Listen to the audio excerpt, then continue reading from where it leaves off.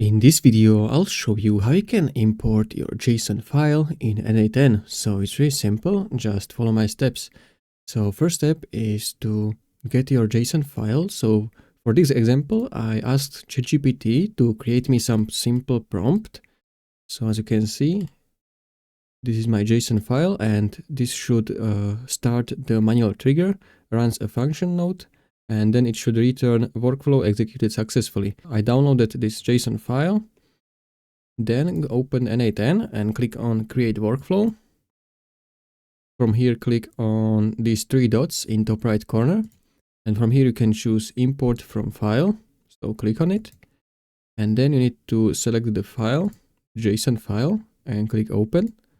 And as you can see, we have this manual trigger and the function. So when I click execute workflow, it's working. So if I open the function, as you can see, workflow executed successfully. So this means it's working. So this is how you can import your JSON file in n8n. If you found this helpful, consider subscribing for more tutorials.